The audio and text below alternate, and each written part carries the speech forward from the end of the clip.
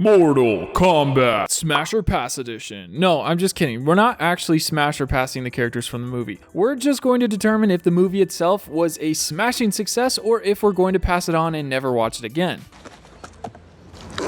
Because I do think that most movies warrant a first time watch. For the most part, I'm open to watching almost any movie at least once. Even the bad ones, I'm down to watch once just to see what all the fuss is about, why it's so bad, and just flat out to make fun of it. But with this one, big announcement, I've never watched any of the Mortal Kombat movies and I've never played any of the Mortal Kombat games. I'm going into this movie as an outsider who only knows about the gruesome fatalities and the crazy fighting, and that's all that I'm going to expect from this film. The trailers looked good, even though I had no idea what was going on, so I figure it's time I jump into the world of Mortal Kombat, starting with this movie. I feel like this film had a lot of things going for it, especially with the VFX and the action scenes. I almost want to see the 1995 movie just to see how different it was compared to this one. There was a lot of characters that didn't really seem like they needed to be in the movie, and there was a lot of moments that just don't make sense. 30 minutes in, when I watched the protagonist get in a car and try to run away from the bad guy who can teleport, I realized that I needed to stop trying to make sense of the logic in this movie and just accept the fact that a lot of the things here aren't going to make sense, and to just sit back and enjoy the visuals and the fighting because the story wasn't going to get any better either. Did you make that last part up? It just kind of sounds like you made it up. I mean, and look, they spelled it wrong. I really like the cheesy video game one-liners and all the head nods to the games, but all of the dialogue should not be cheesy and cringe. Almost the whole movie had poor dialogue, just bland basic things like, we gotta stick together, and we're strong, we can beat them, and all the corny action movie lines. Unfortunately, the best dialogue of the film was from the annoying bad guy who was just the idiot punching bag that anyone could beat up and you wouldn't be upset about. He's a mercenary with the Black Dragon Clan, arms dealer, drug runner, murder for hire, scum of the earth. I also give really good foot massages. In fact, Kano was one of the best parts of this movie. He would just walk up to someone and call them a stupid name and then get fireballed in the face or zapped by lightning, and they were some of the best laughs. What do I mean, Gandalf? What does my fortune cookie say? I wish more of the movie was like the first scene that took place in the 1600s when Hanzo was defending his family. I really like that style, and I feel like in present day, the movie didn't feel as authentic to the series that I had hoped it to. It felt more like just a random action movie. It didn't necessarily feel like Mortal Kombat. I was hoping to see a little more crazy stuff. Like, let's look at a Mortal Kombat game trailer. I was hoping the combat would look more like this,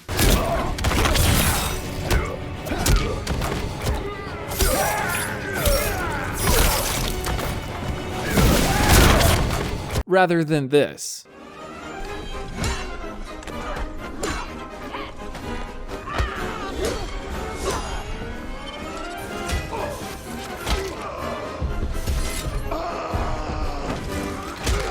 Even in the end, when all the warriors fought against each other, especially the girl fighting Kano, it just didn't feel like Mortal Kombat. It just felt like a generic action movie. It was just really obvious from the beginning that the girl would eventually kill Kano and get the mark because everyone else in the group had one and she didn't, so might as well let her kill off the annoying guy and take it from him. Pretty sad that he won't be in the sequel unless he's not really dead, like everyone else turns out to be in this movie. I'm just so shocked that she figured out her arcana so fast. Like, what her special power is. It took everyone so much time and effort in life or death situations for them to figure out what their power was. And all she does is stick a garden gnome up Kano's nose, and then she teleports back and she's got laser wrists and she's shooting holes through the Bat Lady. I mean, it was really cool, but it just doesn't make sense. And unfortunately, a lot of the movie is like that. It's cool, but it doesn't make sense. Honestly, the best part of the movie was Sub-Zero. He looked so freaking cool. The visual effects surrounding that character were so awesome. And in the end, when he showed up at the cabin, the movie took a turn and went all like horror on us and got spooky with him standing in the window like that, and then the sound effects went crazy.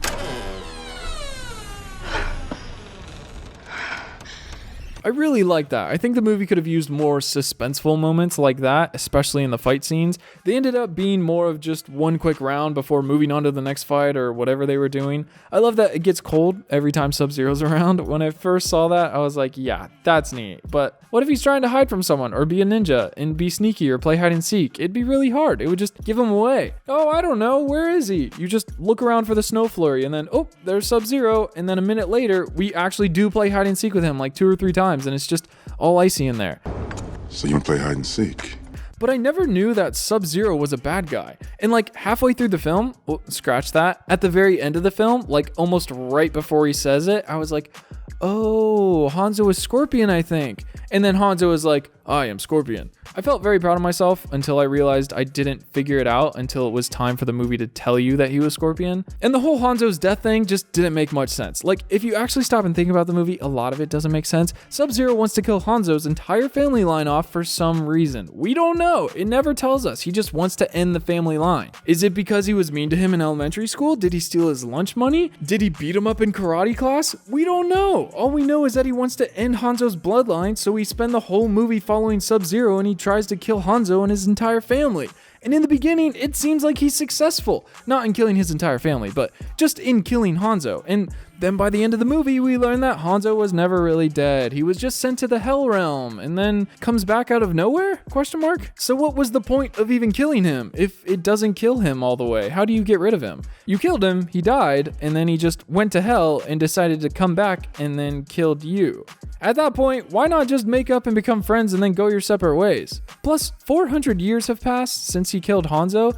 That's like 4 or 5 generations before Cole came along, so Hanzo has a lot of family out there in his family tree that Sub-Zero needs to go find and kill. It's not just Cole. What if they all have the dragon symbol? Sub-Zero's entire goal in this movie and in life, over the last 400 years it seems like, has been just to kill Hanzo and his whole bloodline. But that's not even the main plot of the movie. If they really wanted to, they could probably make an entire film just about Scorpion and Sub-Zero. But instead, the main plot of the movie is the big bad guy, Samsung. This is Smart TV from Samsung.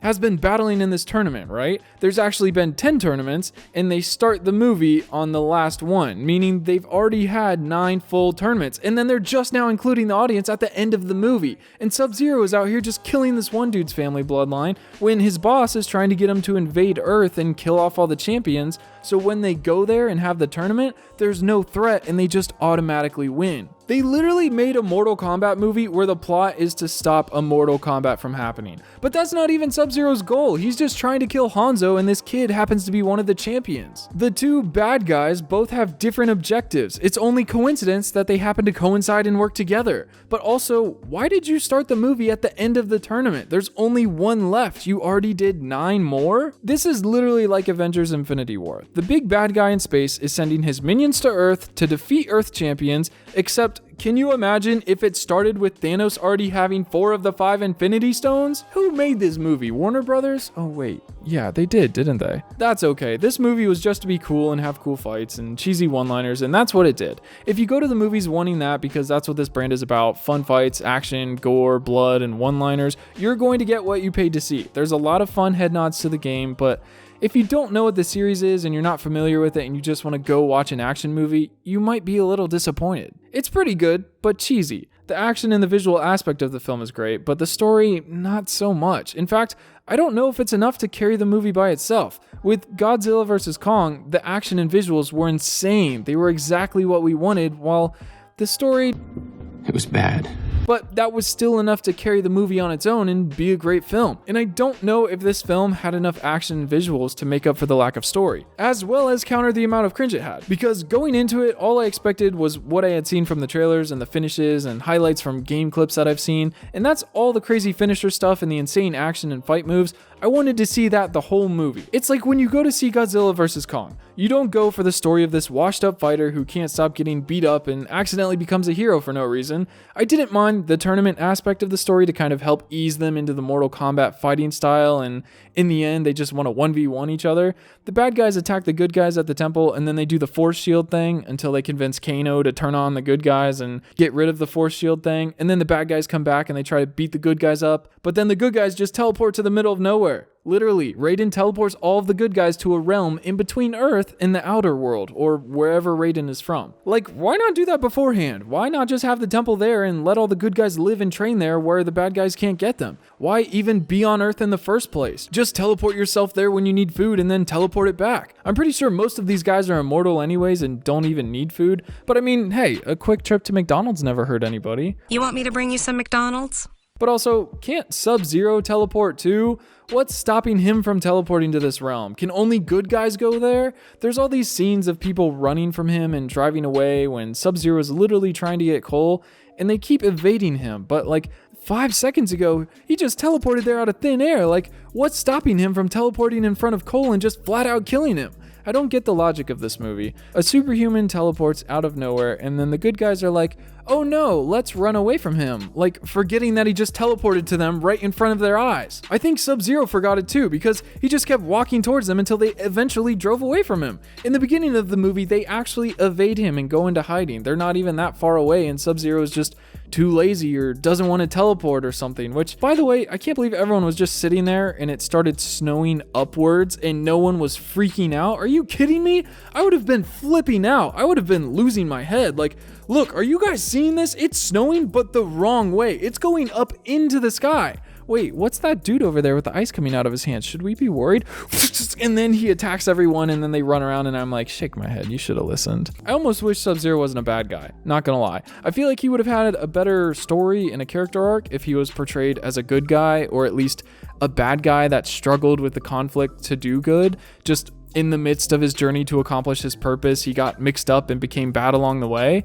Plus, I feel like usually it's the bad guys who have the fire powers, like Avatar: The Last Airbender. The Fire Nation are the bad guys who can control fire. Why wasn't Scorpion the bad guy and Sub-Zero the good guy who mentored Cole? We never even got to see Scorpion mentor Cole. And we didn't get to see Raiden do anything cool because apparently he was a god who couldn't interfere with the champion, so he literally just had to stand by and protect everyone with a bubble shield, when in reality, if he was able to unleash his powers, it seemed like he would have just kicked everyone's butts. No one stood a chance. And it definitely looks like they just copy and pasted the lightning they used on Flash in the Snyder Cut and just gave it to Raiden too. The end battle got really slow, unfortunately. When Hanzo and Cole teamed up against Sub-Zero, the pacing dropped out of nowhere, and the main character of the movie we just spent 2 hours trying to establish literally sits on the sidelines while Scorpion goes Ghost Rider and turns Sub-Zero into Darth Vader. I mean, just watch. He's gonna wake up to the other bad guy taking him away and giving him cybernetics and a big new suit to wear, and then they're gonna try to take over the galaxy again. Just you wait. Darth Vader? Ninjas? Now, from an outsider looking into Mortal Kombat, all you see is the gruesomeness and the over-the-top killing and the fighting, and then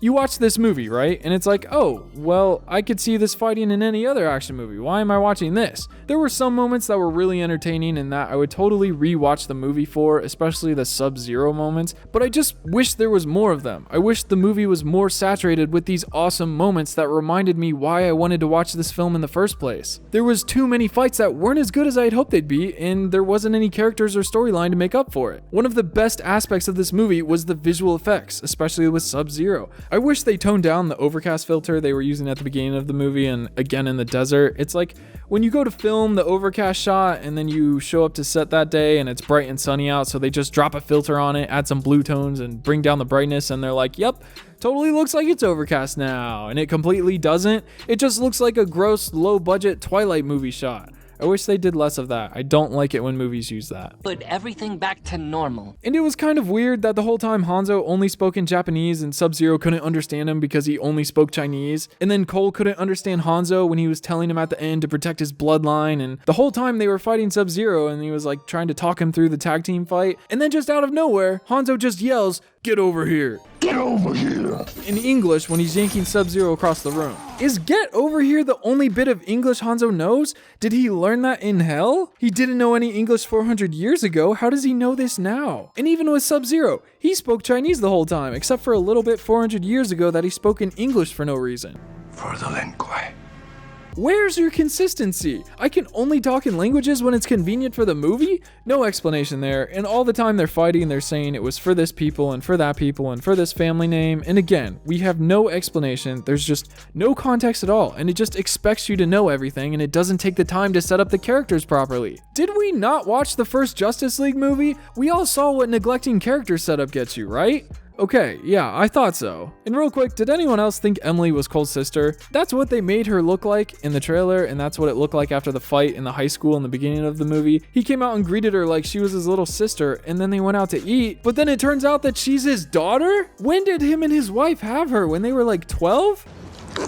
And the bigger question, How is he raising a family on $200 a fight? Is he fighting every single day? Because that would be exhausting. Honestly, I wish we got more Scorpion and Sub-Zero moments. It almost felt like that was what they wanted the movie to be about, but then they needed a story that was easy for the general audience to digest, so they made Cole the focus and made up the tournament plotline. And I kind of wish that in the end, Cole kind of inherited more of Scorpion than he did. I'm not really sure what his arcana he got was. Did he literally just get plot armor? I feel like that's all it was. So now he can get punched by Sub-Zero and not die? I thought he was going to maybe like merge with Hanzo or something. I don't know, but his character is pretty shallow, so like, why not give him something likable, you know? Merge the two characters. They could have made his arcana taking control or merging with the soul of Hanzo because he was stuck in hell or something, and then they could have fought together as one to defeat Sub-Zero. Personally, I didn't think he had enough in his character alone to be the main thing the movie is about. He definitely can't carry the movie on his own. I would have much rather the movie had more Scorpion and Sub-Zero and Kano. If they make another one, which they set themselves up to, we just need to see their better characters in the spotlight. If they decide to kill off Cole and his entire family in the next sequel within the first 10 minutes, I don't think anyone would care. They could set up a better character and stories around them, and we would completely forget about Cole. It seems like this movie was supposed to be for the fans, and then the whole tournament subplot and Cole being the main character was their attempt to interest the wider audiences by making some generic plot they could easily understand. But you know what happens when you try to please everybody? You end up pleasing nobody. Just double down and please the fans of the film. They're the audience you want to be happy. If your fans aren't happy, there's a good chance that no one else is going to be happy either. I wasn't a big fan of how after the good guys got to the middle of nowhere, everyone just started listening to Cole like he's some great leader after he abandoned them and gave up. Like, who put him in charge? Raiden showed up and saved everyone, and then Cole is like, oh yeah, teleport us back so we can 1v1 the bad guys and beat them all up. And everyone's like, okay, yeah, that sounds like a good plan, let's do it. I think it was just the girl that said it in that voice, but being honest with you, Cole is the most boring part of the whole movie. It's hard to make the main character of the movie the most boring one, but somehow they did it. When you take clips from all these tiny little fights spread out in the movie and mash them all together to make an epic trailer, of course it's going to look cool, of course it's going to look action-packed, but then you watch the movie and these tiny little spritzes of action have a lot of slow moments and poor story in between and bad dialogue. You okay? We're fine. Are you okay? Yeah. It really makes the movie rely on those little action scenes and whatever good visual effects you have to carry the movie. But overall, it was a decent first time watch. I don't know how many more times I'm gonna rewatch this movie. I do think it is worth a one-time watch, especially if you like action movies and fighting and good visual effects. This movie has all of it, but I'm not sure how much rewatchability it has. I might want to watch it with some friends just for the wow factor with some of the fatalities, but it's not a good story movie that was emotional in any way. The only time you feel is in the first 7 minutes of the movie when Hanzo loses his family. In fact, the majority of the movie was far from emotional. There was way too many moments where I just straight up cringed at the bad dialogue. I did appreciate the cheesy one-liners. I do think some of the best parts of the movie were when it was doing little head nods to the game and laughing at itself a little. It just felt like the majority of the dialogue was written by someone whose first language wasn't English, or it was adapted from another language and it just kind of didn't make sense. It was too bland and expected. I give this film a flimsy 5.2, a 52%. 52 out of 100. Just enough over the midway point to make it a good movie. Pretty good, but cringe. With the pretty good part being the fighting and visuals, everything else was subpar. Sub-Zero was by far the best part of the film, along with the sequel. We need a separate film just for Sub-Zero and Scorpion. But thank you so much for watching. Please let me know in the comments what you thought of this film. There will be a link at the top of the comments to go to the Discord. Please come check it out. Subscribe if you haven't, and punch that like button in the face. Do it right now. Just KO it. Fatality. Flawless victory, that like button. And until next time, I will see you guys in the comments. Peace.